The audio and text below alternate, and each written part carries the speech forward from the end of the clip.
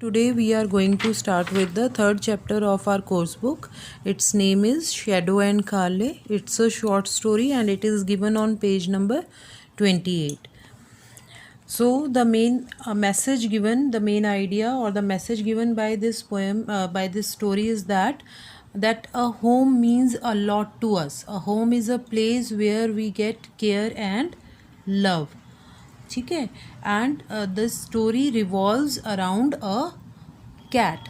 एक कैट की क्या फीलिंग्स हैं एक होम को लेकर, that are expressed by way of this story.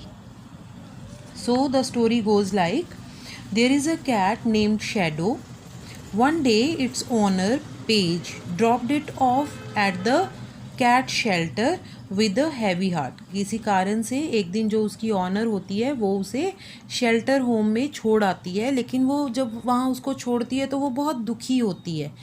तो उसको वह वहाँ छोड़ आती है और उसे क्या कहकर वहाँ छोड़ आती है कि एक दिन तुम्हें मुझसे भी ज़्यादा, हमारे जो उसका घर है उससे भी ज़्यादा एक अच्छा घर मिलेगा और कोई एक बहुत अच्छा पर्सन तुम्हें वहाँ से अडॉप्ट कर कर ले जाएगा.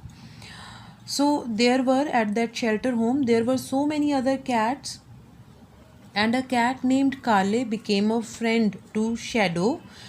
And that cat Carly showed the whole shelter to Shadow, and there were so many other cats like Isabel, Theo, Scamp. So Carly was there in the shelter home for the last 2 years. So the next morning a boy came there and it adopted Isabel. Shadow was very happy for Isabel. क्यों happy थी वो उसके लिए? ये सोचकर खुश थी कि चलो इज़ाबेल को अब अपने लिए एक घर मिल गया है जहाँ उसे क्या मिलेगा, लव भी मिलेगा, प्यार भी मिलेगा और उसकी केयर भी होगी. इस तरह शैडो ने उस शेल्टर होम में बहुत सारी कैट्स को अपना फ्रेंड बना लिया था. पर जैसे जैसे वो टाइम बीता तो वो जो और कैट्स थी वो अडॉप्ट होती चली गई और ऐसे शैडो जो थी वो अपने फ्रेंड्स को लूज़ करती चली गई और वो वहाँ पर रहकर अब क्या हुई, उदास रहने लगी कि भाई उसको तो शेल्टर नहीं मिल रहा है, उसको तो वहीं रहना पड़ रहा है. तो ये सोचकर वो बहुत उदास हो गई. तो ऐसे ही चलते चलते 1 long year has passed on. एक पूरा साल बीत गया.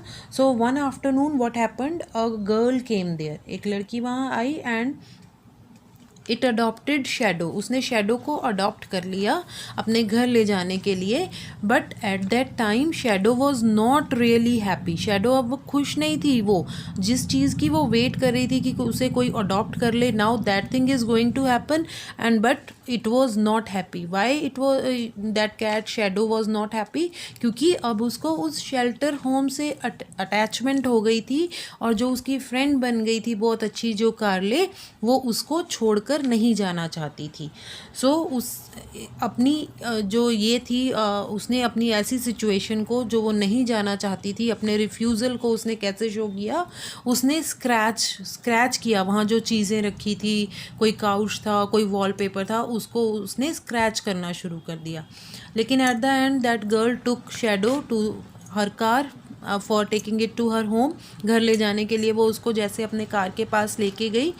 सो what was there, Shadow saw that girl's boy was already standing over there. उस गर्ल का जो ब्रदर था वो भी वहाँ पर खड़ा था and he was to having a cat in her lap. उसने भी एक कैट को उठा रखा था. And what was the reality, that they have adopted 2 cats together. उन्होंने 2 कैट्स को इकट्ठे अडॉप्ट किया था.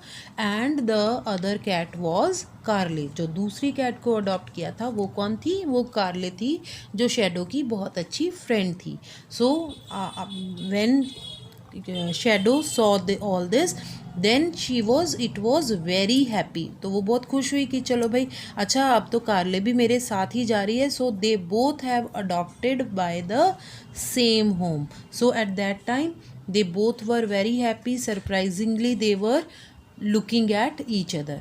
So children, this was the summary of this story. The whole story will be more clear to you when you will read it. Thank you.